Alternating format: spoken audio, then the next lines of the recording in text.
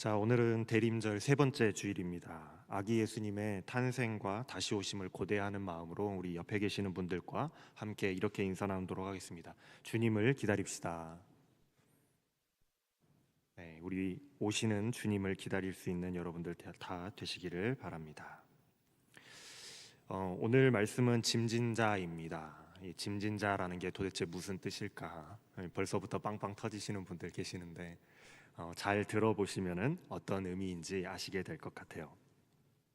오늘 말씀은 아모스서의 말씀입니다. 아모스는 지난주 말씀의 그 호세아와 같은 시대, 동시대에 활동했던 선지자입니다. 그렇기 때문에 아모스서의 배경도 이스라엘은 한참 풍요로움을 누리고 있었고 하나님 보시기에 악한 행동을 했던 그 시대를 살아가고 있었어요. 그러니 모든 선지자들의 선포들이 그러했듯이 아모스도 역시나 이스라엘의 심판에 관해서 선포하고 있겠죠. 지난주 말씀에서 호세아를 통해서 하나님께서 무엇을 선포하셨습니까? 심판을 선포하셨잖아요. 그러나 그 심판의 선포는 다시 돌아오라라는 그런 선포였어요. 하나님의 간절한 요청이요, 하나님께서 때리시는 사랑의 매화도 같은 것이었습니다. 빨리 깨닫고 돌이키는 자는 살게 될 것이다 라는 그런 선포였어요. 사실 아모스의 말씀도 처음부터 끝까지 심판을 선포하고 있기 때문에 호세아서의 말씀과 크게 다를 바가 없습니다. 그래서 오늘의 말씀은 조금 다른 각도에서 한번 오늘 그 아모스의 말씀을 한번 살펴보았으면 좋을 것 같아요. 기본적인 선포의 내용은 이스라엘을 향한 심판의 선포이지만 오늘 말씀은 관점을 조금 바꿔서 아모스에 관하여서 살펴보면서 우리가 함께 은혜 나누도록 하겠습니다. 아모스는 남왕국 유다 출신으로 북왕국에서 활동했던 선지자였습니다. 또한 7장 14절에 따르면 아모스는 예언자가 아니었어요. 예언자의 제자도 아니었습니다. 그냥 짐승이나 키우는 목동이었고 뽕나무를 기르는 농부였습니다. 아모스가 가난한 사람이었다라는 그런 말을 하고 있는 게 아니에요. 오히려 실제로는 부유한 사람이었던 걸로 추측됩니다. 하지만 중요한 것은 예언자 학교를 다닌 전문 예언자 교육을 받은 사람이 아니었다라는 거예요.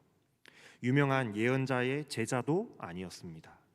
그런데 그저 양이나 키우고 뽕나무나 기르던 소시민이었던 이 아모스가 하나님께로부터 부름을 받아서 갑작스레 예언자가 되고 이스라엘의 심판을 선포하게 되었다라는 거예요.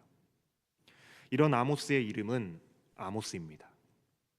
아모스라는 이름의 뜻은 짐진자라는 의미를 가지고 있어요. 짐을 지었다라는 거죠. 오늘 말씀의 제목이 짐진자잖아요.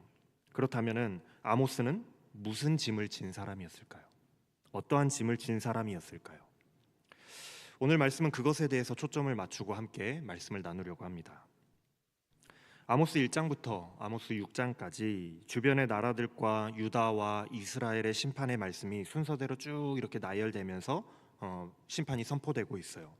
그러고 난 후에 오늘 7절 말씀부터 하나님께서 아모스에게 5가지 환상을 보여주십니다. 첫 번째 환상은 메뚜기 떼로 인한 심판의 환상이었어요. 두 번째 환상은 불로 인한 심판의 환상이었습니다. 세 번째는 다림줄로 측정해 보는 심판의 환상이었고, 네 번째는 여름 과일의 환상이었어요. 그리고 5번째는 성전 붕괴의 환상이었습니다. 이 환상은 모두가 다 이스라엘이라는 나라의 심판에 관하여서 하나님께서 아모스에게 보여주신 환상이에요. 이 중에서도 오늘 본문 말씀에서는 전반부에 3가지의 환상이 등장하죠. 먼저 첫 번째 환상을 한번 살펴볼까요? 하나님께서 아모스에게 보여주십니다. 아모스가 하나님께서 보여주는 하나님의 환상을 봤어요. 본 것입니다. 당시 이스라엘은 풍요로움에 취해서 하나님을 멀리하던 시대였습니다. 하나님의 말씀과 뜻에는 아무런 관심도 없고 하나님이 없어도, 하나님이 계시지 않아도 우리는 잘 먹고 잘 살 수 있다라고 착각하면서 우리에게 힘과 능력과 풍요를 가져다 주는 것이 무엇이 있을까? 그걸 찾아 헤매며 풍요를 가져다 준다라고 하는 것, 나에게 뭔가를 가져다 준다라는 것이 있다라고 한다면 그게 무엇이든지 섬기던 그런 시대였단 말이죠. 지난주 말씀을 한번 떠올려 보시기 바랍니다. 지난주 말씀의 제목이 뭐였죠? 다 잊어버렸어요? 굉장히 충격적인 걸로 제가 제목을 정했었는데, 탈출은 지능순이다 였잖아요. 기억하고 있는 친구들이 있어요. 하나님이 심판을 선포하시는데도 하나님의 말씀과 그 속에 담겨있는 그 뜻을 파악하지 못하면 하나님의 심판이 선포되어지고 있는 그 와중에도 불구하고 도무지 그 죄악된 길에서 탈출하지를 못하는 겁니다. 왜요? 깨닫지 못했기 때문이죠.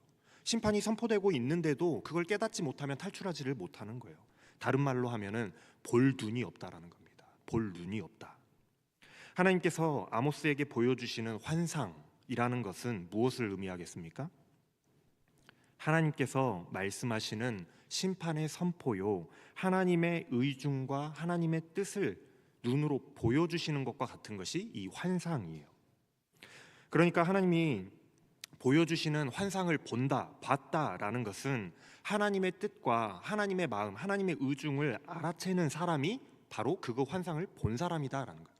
아모스는 그러니까 하나님의 뜻을 알아챈 사람입니다. 그런데 그 시대에, 아모스가 살아가던 그 시대, 호세아가 선포하던 그 시대에 누가 있어서 하나님의 뜻을 볼 눈이 있었겠냐는 거예요. 누가 볼 눈이 있었겠습니까? 하나님의 뜻을 볼 수 있는 눈을 가진 사람이 몇 명이나 있었을까요?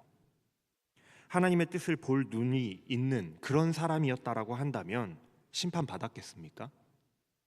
아모스처럼 그 환상을 보고 하나님의 뜻과 하나님의 마음을 깨닫는 자가 있었다라고 한다면 그들 또한 하나님의 뜻을 선포하는 자가 되지 않았겠어요? 아모스처럼?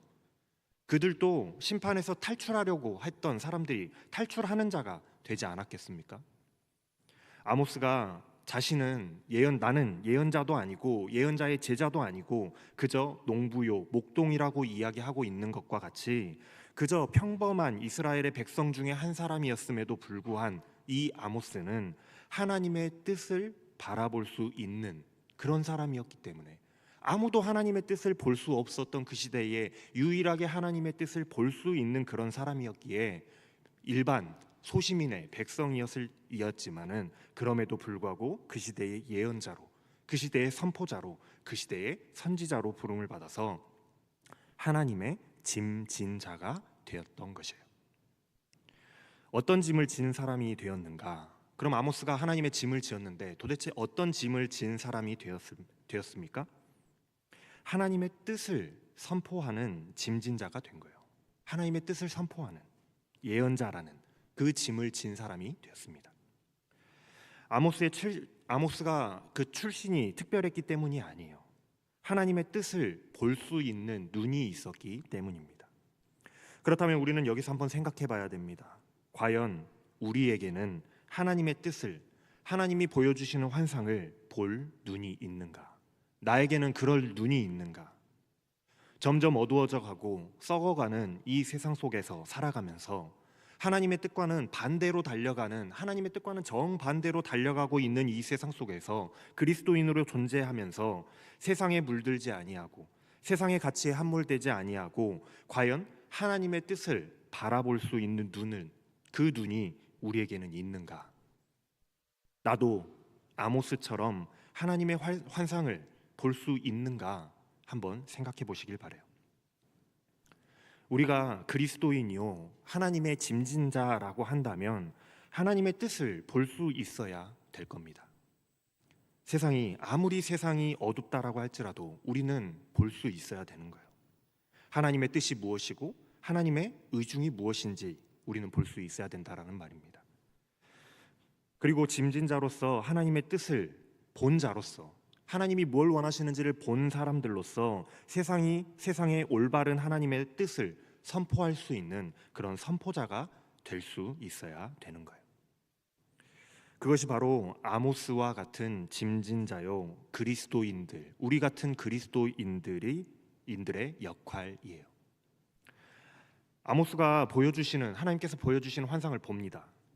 왕이 풀을 이렇게 베고 난 후에 다시 풀이 움돋기 시작할 때에 하나님께서 메뚜기를 만들고 계시는 환상을 봐요.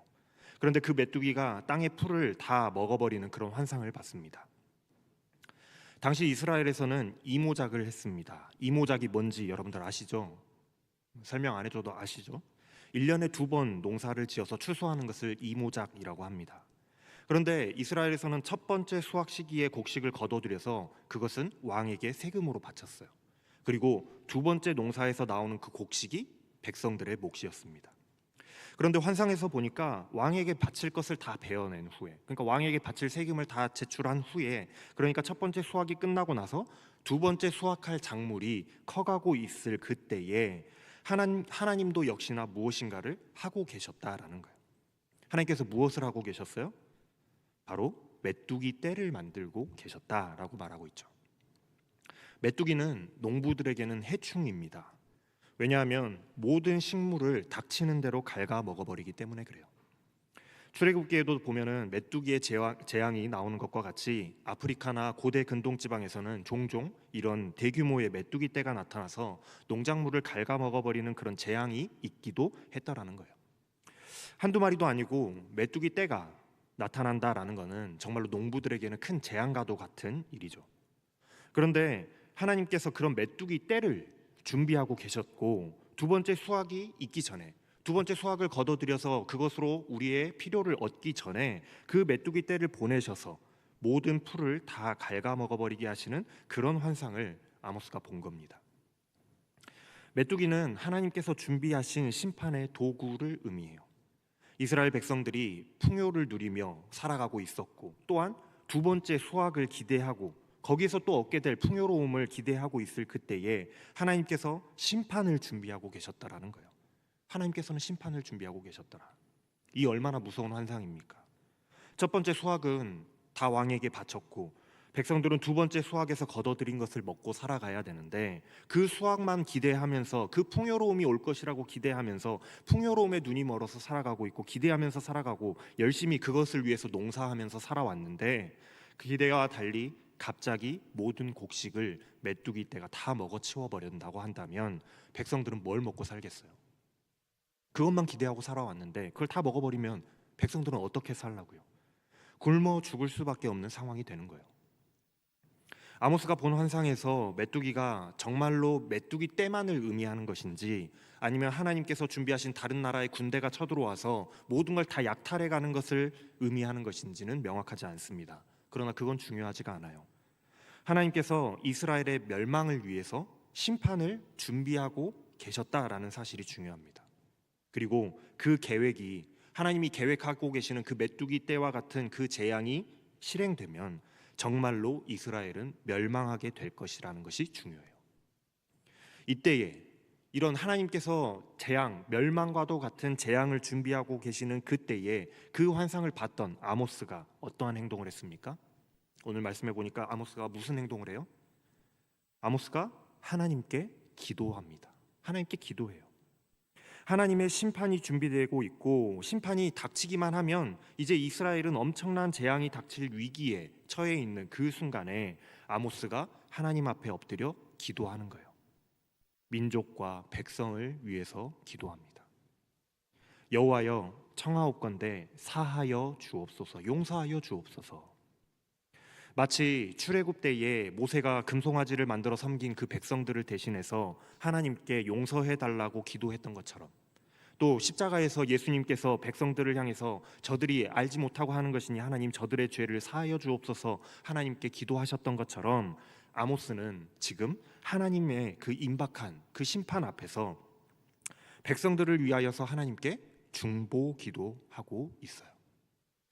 중보라는 것은 두 사람 사이에서 화해를 주선하는 일을 중보라고 합니다. 이스라엘의 죄악이 있었고, 이것을 심판하시려고 하나님이 심판을 준비하시고 있는 하나님의 심판 앞에서 아모스가 한 일은 중보 기도였다라는 거예요. 여호와여, 용서하여 주옵소서.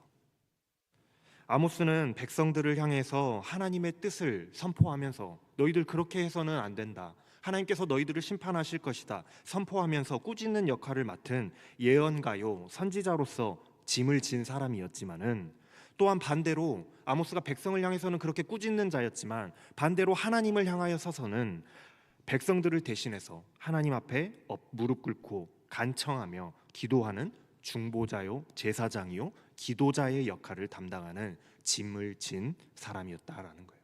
짐진자였다라는 겁니다. 우리가 가만히 생각해 보면 모세도 그랬고 예수님도 딱 이 아모스가 했던 그 중보자, 중보 기도의 역할을 하고 있잖아요. 아모스는 나라와 민족을 위해서 그들을 대신하여 하나님께 간구합니다. 왜냐하면 왜 대신하여 간구하냐면 지금 하나님 앞에서 정신을 차리고 있는 사람, 그래서 하나님의 무서운 심판 계획이 다가오고 있다는 것을 눈을 뜨고 보고 있는 사람은 아모스뿐이었기 때문에 그래요. 그걸 보고 있는 사람은 자신밖에 없었기 때문입니다. 그러니 자신이라도 백성들을 위해서 기도하는 거예요. 하나님, 야곱이 미약하오니 너무나도 어리기 때문에 하나님께서 그렇게 심판하시면 단 하나도 살아남지 못할 겁니다. 멸망하고 말 것입니다. 기도하는 거예요. 지금 이스라엘이 제 잘났다고 설치고 있고 무슨 일이, 어떤 일이 일어날는지 아무것도 모른 채 풍요를 기다리며 수확을 기다리며 하나님 없이도 살 수 있다, 우리는 하나님 없이도 잘 산다라고 착각하고 있는 저 어리석은 이스라엘에게 하나님의 준비하신 심판이 지금 임하면 약하디 약한, 어리디 어린 이 야곱이, 이 나라가 견디지 못하고 무너지고 멸망하고야 말 것입니다. 그러니 하나님 한 번만 용서하여 주십시오라고 기도하고 있어요. 제가 예전에 어떤 교회의 주일 예배에 방문했던 적이 있습니다.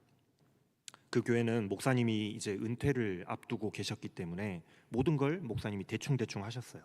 당연히 설교도 대충이었습니다. 드라마 이야기를 하셨다가 뉴스 이야기를 했다가, 그런데 그 설교 중에, 그 대충인 것 같아 보이는 그 설교 중에 저에게 꽂히는 한 가지 말씀이 있었어요. 아마 제 기억에 그때가 광우병 파동이 있었을 때였을 겁니다. 그때 정말 나라가 난리도 아니었죠. 이명박 정부가 엄청난 욕을 먹고 있었을 그때였습니다.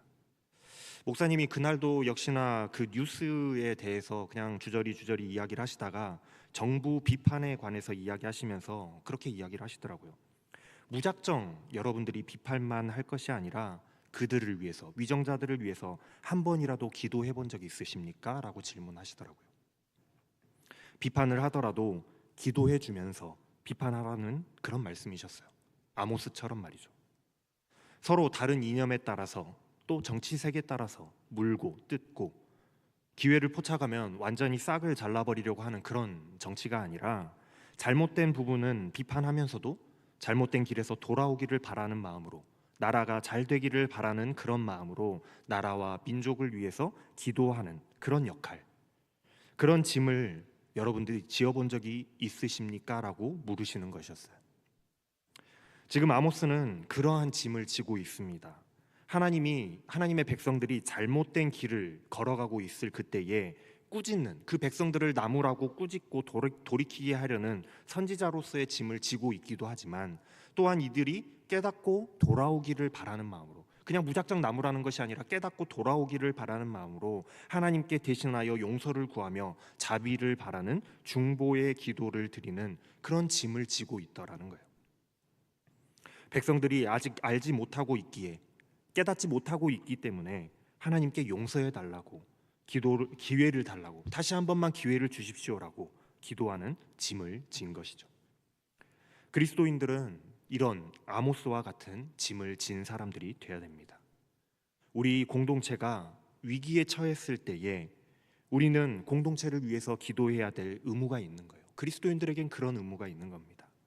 또한 나라가 위기에 처했을 때에 우리는 나라를 위해서 기도해야 될 짐을 지고 있는 사람들이에요. 하나님의 뜻을 바로 알지 못하는 자들을 위해서 그들이 돌아오기를 바라는 마음과 하나님의 뜻을 깨닫기를 바라는 마음으로 하나님께 용서해 달라고, 하나님 한 번만 기회를 더 주시라고 중보 기도하는 그리스도인들은 그런 짐을 져야 하는 것입니다. 오늘 말씀에서 아모스가 그런 역할을 감당하고 있지 않겠습니까? 이런 아모스의 중보 기도의 힘이 정말 대단했어요. 아모스가 하나님께 그렇게 간청하자 하나님께서 뜻을 돌이키셨어요. 이것을 내가 이루지 아니하리라, 내가 심판하지 아니하리라 말씀하십니다. 아모스의 기도빨이 좋아가지고 하나님의 뜻도 막 좌지우지, 하나님의 판단을 흐릴 수 있는 그런 정도의 능력이 있다라는 것이 아닙니다. 의인 한 사람, 의로운 사람, 하나님의 마음에 드는 한 사람의 기도로 인하여서 하나님께서는 다시 한번 참으시고 인내하시기 때문이에요. 아모스의 요청에 의해서 잠깐 이스라엘을 향한 하나님의 분노와 심판이 잠시 유보되었을 뿐이에요. 잠깐 기회가 한 번 더 주어졌을 뿐입니다. 창세기에서도 보면 소돔과 고모라의 심판 앞에서 하나님께서 아브라함에게 심판 계획을 알리세요. 그때 아브라함이 하나님 앞에 간청하죠. 자기와 상관없는 사람들인데도 아브라함이 간청합니다. 뭐라고 하냐면, 주님, 어찌 의인과 악인을 함께 멸하려 하시나이까. 아브라함은 하나님의 심판으로 인해서 그 중에 혹시 돌아올 여지가 있는 사람, 아니면 남겨져 있는 의인 한 사람까지도 멸망을 당할까 봐 걱정했던 거예요. 그 성 중에 의인 50명만 있어도 의인을 위해서라도, 그 의인들을 위해서라도, 그들을 보셔서라도 하나님 용서해 주십시오. 그랬더니 하나님께서 뭐라고 하십니까? 그래, 그러자라고 하시잖아요. 한번 유보해 주시죠. 그런데 여러분, 하나님께서 모르셨을까요? 그곳에, 그 소돔과 고모라라는 성에 그곳에 의인이 몇 명이 있는지 하나님이 모르셨을까요? 아시면서도 의인 아브라함의 간청을 들으시고 다시 한번 그들에게 기회를 주시는 거예요. 이것이 바로 중보기도의 힘입니다. 그런데 의인이 50명이 없는 거예요. 그러면 45명? 그것도 없으면 하나님 40명? 그것도 없으면 30명? 20명? 10명? 아니, 그 큰 도시에 의로운 사람, 하나님 마음에 드는 사람이 10명도 없다는 게 말이 됩니까? 아브라함이 이 간절히 기도하며 하나님과 딜을 해보지만 그것조차 없는 거예요. 10명조차 없는 겁니다. 결국 소돔과 고모라는 고모라의 하나님의 심판은 불같이 임합니다. 하나님의 그 기회가, 유보가 주어졌어도 깨닫지 못하면, 돌이키지 못하면, 탈출하지 못하면 결국 심판이 임하는 거예요. 그래서 지난주에 말씀이 탈출은 지능순이라고 말씀드렸던 거예요. 하나님께서 심판을 유보하시는 것이 단지 아모스와 같은, 또 아브라함과 같은 사람들의 기도 때문이 아닙니다. 혹시라도 남아있을 의인이 그 심판에 휩쓸릴까 봐 잠시 기도를 들어주시고 참아주시는 것뿐이에요. 우리나라 법은 무죄 추정의 원칙을 기본으로 합니다. 분명 저 사람이 범인이 맞고 심증과 정확히 정황이 확실한데도 불구하고 우리는 완벽한 증거로 증명이 되지 않으면 그 사람을 그냥 무죄로 풀어줍니다. 죄가 없어서 풀어주는 게 아니라 증거가 부족해서 풀어주는 거예요. 왜 그렇습니까? 죄인 10사람을 풀어주는 것보다도 혹시라도 있을지 모를, 혹시라도 생길지 모를 억울한 사람 한 사람을 만들지 않는 것이 더 중요하다라고 생각하기 때문에 무죄 추정의 원칙을 따르는 거예요. 아모스의 기도로 하나님께서 뜻을 돌이키셨다라기보다는 의인 한 사람의 기도로 잠시 이스라엘에게 기회가 주어지는 심판의 유보가 있었을 뿐입니다. 그 중에 남겨져 있는 의인을 한 사람이라도 더 건지기 위한 마지막 기회였다라고 할 수 있어요.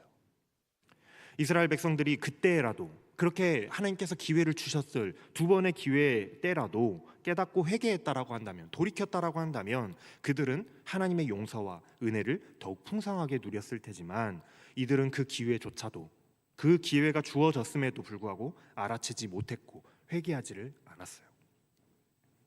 아수르가 침공해 왔고 주변의 나라들이 모두 멸망했지만 이상하게도 이스라엘만 혼자 남아있을 그때에 주변의 모든 나라들이 다 그 침략에 멸망했거든요. 그런데 이스라엘만 덩그러니 남았을 그때에도 자기들이 깨닫지를 못하는 거예요. 그저 자신들이 운이 좋았구나라고 생각하고 자기들이 운이 좋은 줄만 알았습니다. 또다시 아모스가 환상을 봅니다. 이번에는 불의 환상이었어요.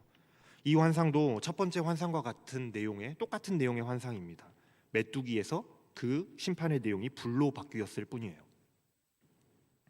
한 번의 기회가 있었음에도 불구하고 여전히 깨닫지를 못하고 돌이키는 자가 없자 또 한 번의 심판 계획이 실행이 됩니다. 이번엔 불심판이죠. 또다시 이스라엘은 멸망을 눈앞에 둔 그런 상황이 됐어요.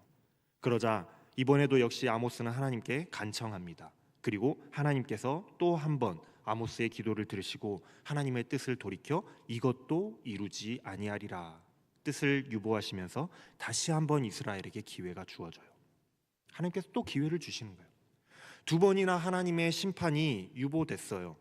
두 번이나 하나님께서 참고 인내하셨단 말이죠. 이스라엘은 알련지 모르겠어요. 자기들도 모르는 사이에 벌써 두 번이나 자기들이 죽을 뻔했다는 사실을 알련지 모르겠습니다. 알면 알았다라고 한다면 그렇게 안 했겠죠. 두 번의 기회가 있었는데도 그들은 끝끝내 돌이키지를 않았습니다.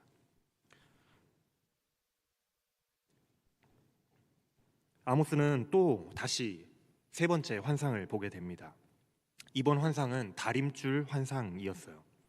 다림줄이라고 하는 것은 여러분들 잘 모르실 텐데 벽돌을 쌓을 때 이렇게 수직으로 반듯하게 쌓을 수 있게 만드는 그 도구예요.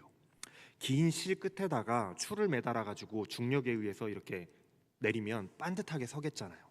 그럼 그 줄을 따라서 이렇게 그 줄을 기준으로 벽돌을 하나하나 차곡차곡 쌓아서 이 벽이 틀어지지 않게 기울지 않게끔 쌓아가는데 사용하는 도구입니다. 한마디로 건축을 할 때의 기준이 되는 줄이에요. 튼튼한 집을 만들고 튼튼한 성벽을 쌓으려면 벽이 기울어지게 쌓으면 안 되겠죠. 반듯하게 쌓아야 되겠잖아요. 그래서 다림줄은 반듯하고 이 튼튼한 건물을 짓기 위한 중요한 기준이 됩니다.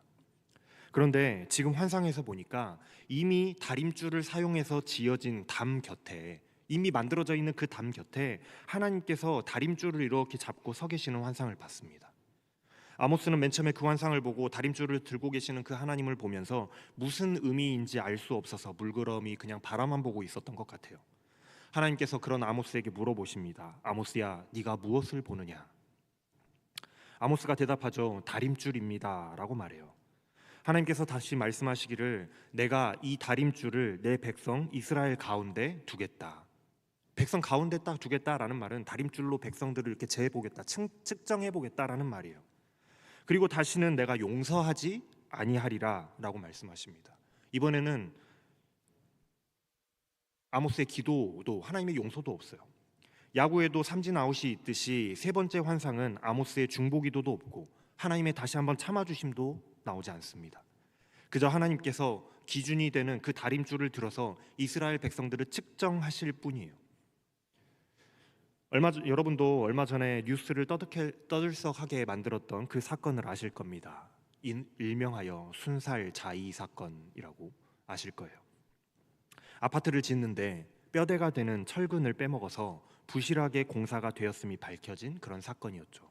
그래서 순살 자의라고 막 이렇게 놀림을 당하기도 했었는데 이 사건으로 결국 어떻게 하기로 했는지 여러분들 알고 계시나요? 이 사건으로 그 아파트를 어떻게 하기로 결정했는지 여러분들 혹시 알고 계세요?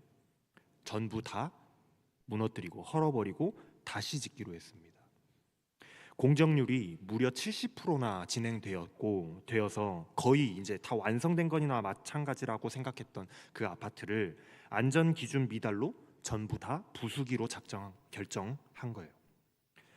아무리 완성되었고 멀쩡해 보이는 건물이라고 할지라도 다시 한번 안전 기준에 잣대를 대고 검사하였을 때에 그것이 안전하지 않다라고 판단되면 부수는 겁니다. 안전을 위해서요. 다림줄도 이와 같습니다. 벽돌을 반듯하게 쌓아 올리는 기준이 되는 그 다림줄, 이미 완벽하게 완성된 그런 성벽이라고 할지라도 다림줄로 다시 한번 이렇게 달아보아서 기울어져 있고 기준에서 벗어나 있다라고 한다면 그 건물은 어떻게 해야 될까요? 안전을 위해서 부숴야 되지 않겠습니까? 무너뜨려야 되지 않겠어요? 이스라엘은 이미 다림줄을 기준으로 쌓아 올린 그 성벽과도 같습니다. 이스라엘이라는 나라가 이미 하나님께서 쌓으실 때 다림줄로 달아서 튼튼하게 쌓아 올린 나라와도 같아요. 그러나 하나님께서 지금 상황에서 다시 한번 다림줄을 가져다가 이스라엘 백성들을 이렇게 측정해 보시고 측량해 보셨을 때, 대어 보셨을 때에 잘 지으신 것인지 기울어졌는지 기울어지진 않았는지 검사하셨을 때에 이 성벽이 기울어졌고 기준에서 벗어나 있다라고 한다면, 하나님의 기준에서 벗어나 있다라고 한다면 전부 다 부숴버리시겠다라는 그 말씀을 지금 하고 계시는 거예요. 더 이상 봐주는 것은 없다. 더 이상 중보자의 기도로도 심판을 미룰 수가 없게 되는 거예요. 왜요? 왜 그렇습니까?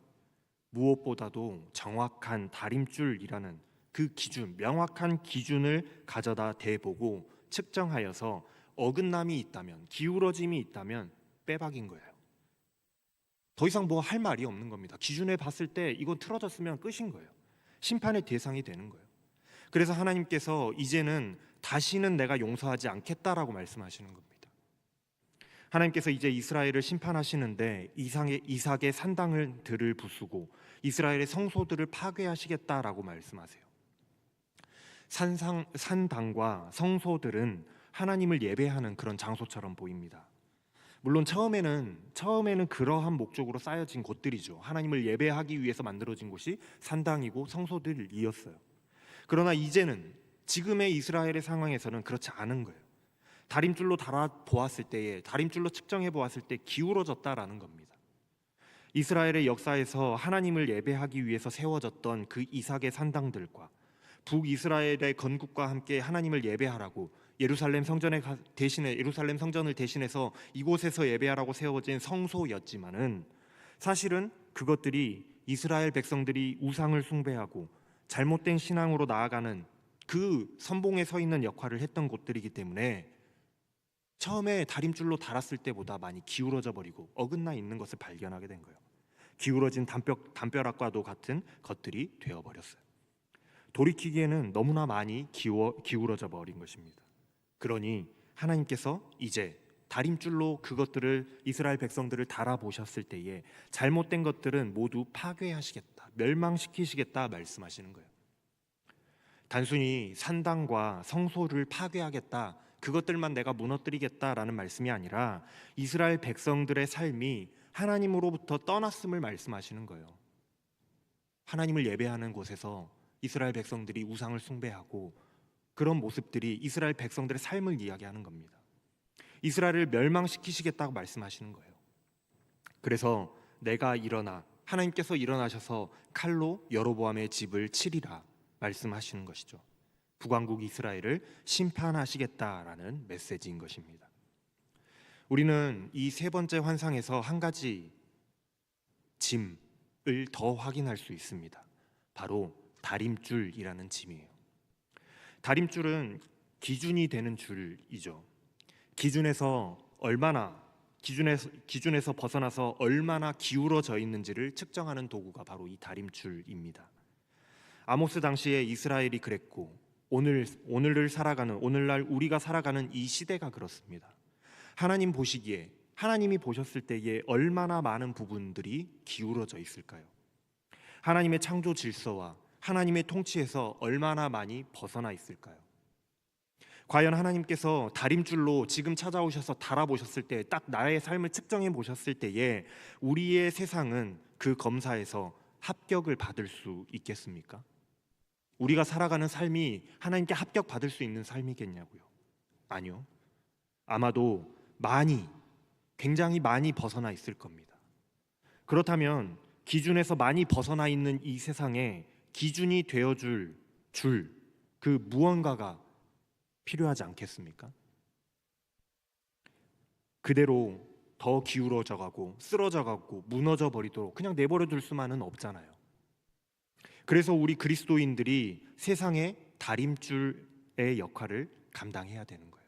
그리스도인들이 다림줄이 돼야 된다라는 겁니다. 예수님께서 너희는 세상의 소금과 빛이다라고 말씀하셨어요. 이 말씀은 너희가 소금처럼 맛있는 것을 만들어내는 맛을 내고 밝게 빛나는, 반짝반짝 빛나는 그런 존재가 돼야 된다라는 그런 말씀이 아니에요.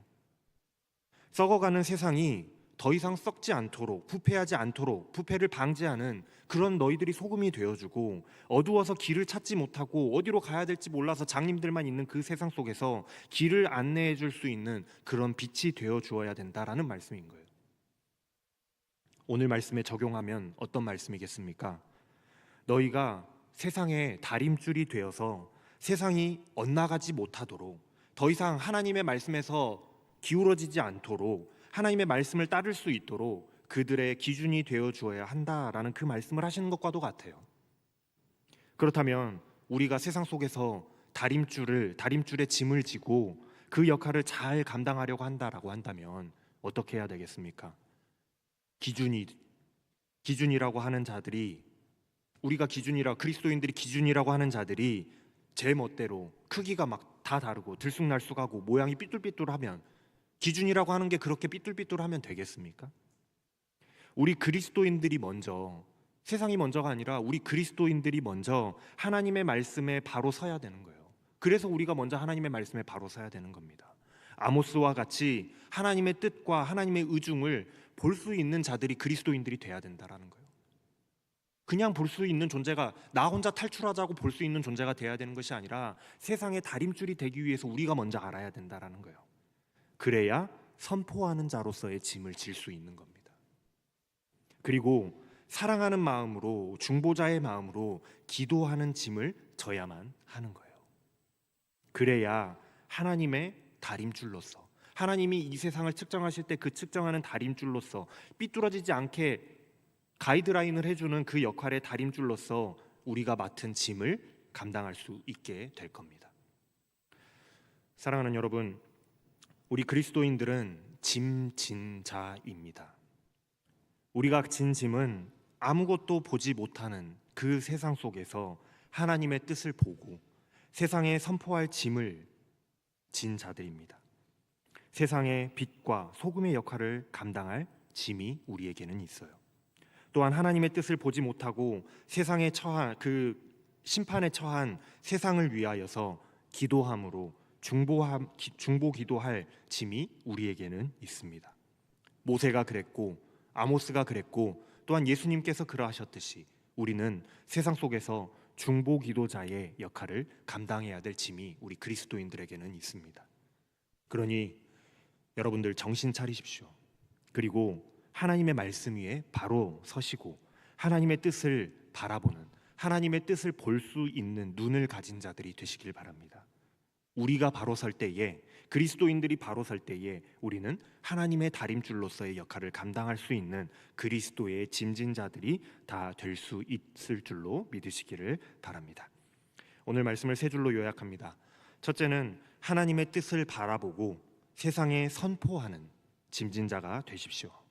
두 번째는 아무것도 보지 못하는 그 세상을 위하여서 중보 기도할 수 있는 그런 짐진 자가 되시길 바랍니다. 세 번째는 내가 먼저 깨어서 하나님의 다림줄로 쓰임받는 그런 짐진 자들이 다 되시기를 바랍니다. 기도하겠습니다. 다림줄로 달아보시는 하나님, 기준을 잃어버린 채 이리저리 보기 좋은 대로, 우리의 눈에 보기 좋고 우리의 생각하기에 좋은 대로 살아가는 혼란한 세상 속에, 세상 한가운데서 하나님의 말씀을 붙들고 살아가는 믿음의 청년들이 다 되게 하여 주시옵소서. 하나님의 다림줄로서 쓰임받는 자들이 다 되게 하여 주시옵소서. 그래서 세상의 빛과 소금으로서 하나님의 뜻을 밝히 보고 선포하며 인도하는 자들 되게 하시며, 하나님을 멀리하며 살아가는 자들을 위하여서 중보기도하는 자들 되게 하셔서 우리들로 인하여서 주께로 돌이키는 자들이 날로 늘어날 수 있도록 하나님, 우리를 하나님의 짐진자로 사용하여 주시옵소서. 아모스와 같이 사용되어지는 자들 다 되게 하여 주시옵소서. 감사를 드리며 우리 주 예수 그리스도의 이름으로 기도합니다. 아멘. 다 같이 일어나셔서 결단